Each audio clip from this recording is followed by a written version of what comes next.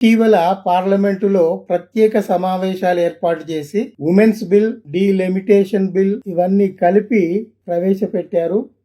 వాటిని ప్రతిపక్షాలన్నీ కలిసి ఐకమత్యంగా తిప్పికొట్టాయి. ఇది ఇప్పుడున్న ప్రభుత్వానికి, బీజేపీ పార్టీకి ఒక చెంపదెబ్బ లాంటిది.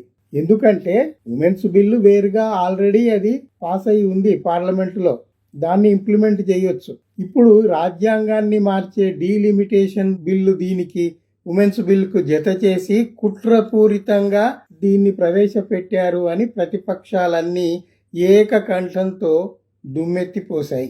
సరే, అందులోని బాగోగులు నేను ఇక్కడ మాట్లాడదలుచుకోలేదు. నాకు ఒక విషయం చాలా బాగా నచ్చింది. ప్రతిపక్ష నేత రాహుల్ గాంధీ చాలా సింబాలిక్గా, మ్యాచ్యూరిటీతో, భావస్ఫోరకంగా, సృజనాత్మకంగా మాట్లాడిన కొన్ని విషయాలున్నాయి. అవి మీ దృష్టికి తేవాలనిపించింది. ఆయన మాట్లాడుతున్నంతసేపు బీజేపీ సభ్యులే గాని, అక్కడ కూర్చున్న పార్లమెంటు స్పీకర్ ఓం బిర్లా గాని అడ్డుపుల్లలు వేయటము, మాట్లాడనీయకపోవటము మనకు తెలిసిందే.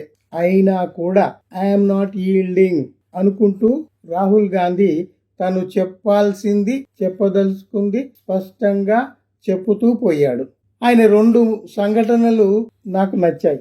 ఒకటి, బాల్యంలో జరిగిన 1-2 సంఘటనల గురించి పార్లమెంటులో మాట్లాడాడు. ఒకటి ఏమిటి అంటే, వాళ్ళ ఇంట్లో రాహుల్ గాంధీ, ప్రియాంక గాంధీ చిన్న పిల్లలుగా ఉన్నప్పుడు వాళ్ళ తల్లిదండ్రులు ఎక్కడో సాయంత్రం బయట డిన్నర్కి వెళ్ళారట.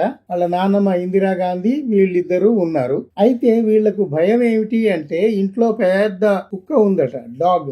అది ఎక్కడ మీద పడుతుందో అని వీళ్లకు భయం.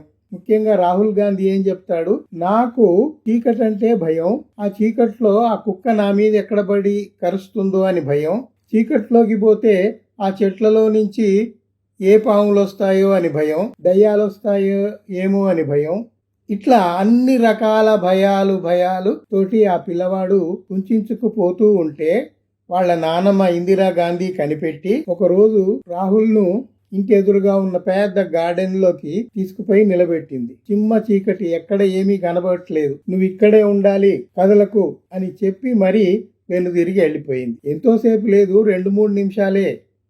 ఆమె అట్లా పోయి వీడిని పరిశీలిస్తుంది, కుర్రాడు ఏం చేస్తాడు అని. అయితే ఆ 2-3 నిమిషాలు ఒక 2-3 గంటలు, 2-3 రోజులు గడిపినట్టుగా భయపడ్డాడు. ఎందుకు? చీకటంటే భయం. ఇవన్నీ చీకట్లో ఏముందో తెలియదు కాబట్టి భయం, ఎక్కడి నుంచి ఏ వచ్చి కరుస్తాయో అని భయం, దయ్యాలు, పాములు ఇవన్నీ విన్నాడు కాబట్టి భయం. అంతకంటే ముఖ్యంగా ఆ పెద్ద కుక్క ఒకటి ఉంది, అది ఎక్కడ వచ్చి మీద పడుతుందో అని భయం. తర్వాత ఆమె ఇందిరాగాంధీ 2-3 నిమిషాల తర్వాత వచ్చి వాడిని దగ్గరికి తీసుకుని, నీకు ఒక విషయం చెప్పదలుచుకున్నాను, చీకటిని చూసి భయపడకు, చీకటిలో విషయాలు స్పష్టంగా నువ్వు చూడగలిగినప్పుడే రాణిస్తావు, చీకటితో భయం వద్దు అని చెప్పిందట. అది తనకు పెద్ద గుణపాఠం, గొప్ప లెసన్ ఇన్ ద లైఫ్ అని రాహుల్ గాంధీ అక్కడ ప్రస్తావించాడు. ఏమిటి అంటే, దాన్ని, ఆ సంఘటనను ఇప్పటి ప్రభుత్వానికి అన్వయించి, ఇంతటి చీకటి ప్రభుత్వం ఇంతటి చీకటి నిర్ణయాలు తీసుకుంటున్నా కూడా నాకు కొన్ని విషయాలు స్పష్టంగా కనిపిస్తున్నాయి. ఏమిటి అంటే, ఉమెన్స్ బిల్లు, ఆల్రెడీ పాస్ అయిన ఉమెన్స్ బిల్లును తెచ్చి ఈ డీలిమిటేషన్ బిల్లుకు జత చేసి కుట్రపూరితంగా ఇక్కడ పార్లమెంటులో ప్రవేశపెట్టడం అనేది, ఇందులో పూర్తి కుట్ర కోణం ఉన్నది. ఇది అందువల్ల చీకట్లో నిజాలని వెతకటం అనేది నేను చిన్నప్పటి నుంచే నేర్చుకున్నాను. చీకట్లో నిజాల్ని చూడగలిగే నిబ్బరం, స్థైర్యం నీకెప్పుడైతే ఉంటుందో అప్పుడే నువ్వు రాణిస్తావు అని మా నానమ్మ ఇందిరాగాంధీ చెప్పారు అని తన అనుభవాల్ని రాహుల్ గాంధీ పార్లమెంట్లో పంచుకున్నారు. సరే, దానికి సంతోషపడే వాళ్ళు సంతోషపడ్డారు, వ్యతిరేకిస్తూ గోల చేసేవాళ్ళు గోల చేశారు. అదంతా అట్లా ఉండని. కానీ ఎంత భావస్ఫోరకంగా మీది చీకటి ప్రభుత్వం అని నేరుగా తిట్టకుండా, ఒక బాలుడు చిన్నప్పుడు ఎట్లా భయపడతాడో ఆ విషయాలన్నీ చెప్పుకుంటూ చివరికి ఏం చెప్పాడంటే, ప్రజలైనా పార్లమెంట్లో ఉన్న సభ్యులైనా ఎవరైనా భయపడకూడదు, చీకటిని చూసి భయపడకూడదు, అసలు చీకటి భయం కాదు, మనలో ఉన్న భయమే మనల్ని భయపెడుతుంది, ఆ విషయం నేను గ్రహించాను అని చెప్పాడు. చాలా బాగా చెప్పాడు అనిపించింది. తర్వాత మరి ఇంకొక విషయం కూడా చెప్పాడు. మా చిన్నప్పుడే మేము ఒక మ్యాజిక్ షో చూసాము. మా ఇంటి ఎదురుగానే ఒక పెద్ద ప్రముఖ మెజిషియన్ వచ్చాడు, అక్కడ షో పెట్టాడు. మేము ఒక 300-400 మంది పిల్లలమంతా గుమికూడి చూస్తున్నాము. పెద్ద టోపీ తెచ్చుకున్నాడు, పెద్ద పెద్ద బాల్స్ 5-6 తెచ్చుకున్నాడు, టేబుల్స్ మీద అమర్చుకున్నాడు, షో చేస్తున్నాడు. ఆ టోపీని తీసి ఆ టోపీలో నుంచి ఒక కుందేలును తీసి చూపెట్టాడు. మేమందరం నవ్వుతూ చప్పట్లు జరిచాము. ఆ తర్వాత ఆ బాల్స్ చేతిలో తీసుకొని వాటిని పైకి ఎగరేస్తూ అందుకుంటూ ఉన్నాడు.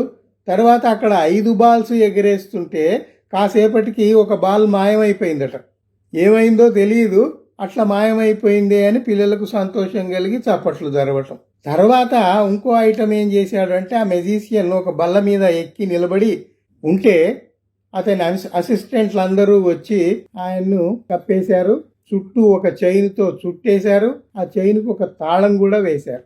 ఇదంతా వాళ్లకు పిల్లలకు తమాషాగా ఉండి చప్పట్లు జరుస్తున్నారు. రాహుల్ గాంధీ చెప్తాడు, నేనే కాదు నా చెల్లెలు ప్రియాంక కూడా ఉంది, ఆ రోజు మేము చూసి ఎంజాయ్ చేశాము అని చెప్పాడు. తర్వాత ఏమిటి అంటే, కాసేపటికి ఆ ఐటమ్ అయిపోయి ఆయనే వాటన్నిటిని తెంచుకొని బయటికి రావాలి మెజిషియన్, కానీ రావటం లేదు. అటు ఇటు గింజుకున్నాడు, కానీ రావటం లేదు. అందరినీ అసిస్టెంట్లను పిలిచి గోల చేశారు, వాళ్ళు తీయలేకపోయారు. ఏమిటి అంటే, అతనికి ఏదో ఒక రోగం ఉందట, ఒక జబ్బు.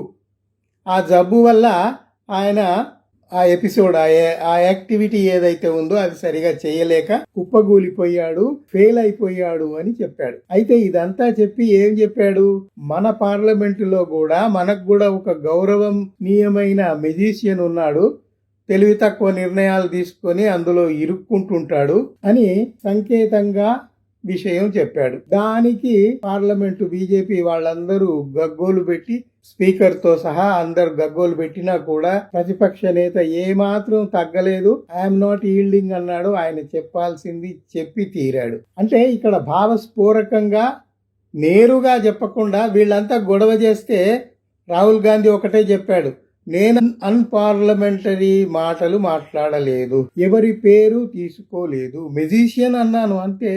ఆ పర్ఫార్మెన్స్ గురించి చెప్పాను, అది మీరు లింక్ చేసుకొని నేను మోడీని తిడుతున్నాను, అమిత్ షాకు చెప్తున్నాను అని అనుకుంటే అది మీ ఇష్టం. నేనైతే ఎవరి పేరు తీసుకోలేదు, ఎవరి ఊసు ఎత్తలేదు కదా అన్నాడు. అది నిజమే కదా.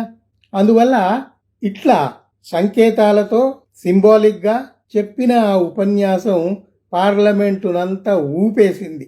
ప్రతిపక్షాలు మాత్రం సంతోషంగా కేరింతలు కొట్టి చప్పట్లు తెరిచారు. ఇంత మ్యాచ్యూరిటీ రాహుల్ గాంధీలో ఒక 10 ఏళ్ల కింద వస్తే దేశ పరిస్థితి ఇంకో రకంగా ఉండేది అని నాకు అనిపించింది. సరే, ఏమైనా చూద్దాం ఏం జరుగుతుంది అనేది. అయితే ఈ 2 విషయాలు మీతో పంచుకుందాం అనిపించి చెప్పాను. మీరు కూడా ఆలోచించండి, మీరు కూడా చూసి ఉంటారు ఆ ఉపన్యాసాలన్నీ. ఇంకొక విషయం కూడా చెప్పాడు, ప్రియాంక గాంధీ మాట్లాడే అప్పుడు అమిత్ షా నవ్వాడట. అది కూడా చెప్పాడు, నేను 20 ఏళ్ళు నా రాజకీయ జీవితంలో నేను అమిత్ షాను నవ్వించగలిగే స్తోమత నాకు లేకపోయింది, కానీ ఒక్క 5 నిమిషాల్లో మా చెల్లెలు ప్రియాంక చాలా తమాషాగా మాట్లాడింది, దానికి మోడీ అమిత్ షా అందరూ నవ్వుకున్నారు. అట్లా మాట్లాడగలగటం నేను కూడా సాధన చెయ్యాలి అని చెప్పాడు. చెల్లెల్ని అభినందించాడు. ఆ అవకాశం ఇచ్చిన స్పీకర్కు, పార్లమెంటు సావధానంగా విన్న పార్లమెంటు సభ్యులకు కృతజ్ఞతలు తెలియజేశాడు. ఆయన సింబాలిక్గా చేసిన ఆ స్పీచ్ ఏదైతే ఉందో మీకు గుర్తు చేద్దామని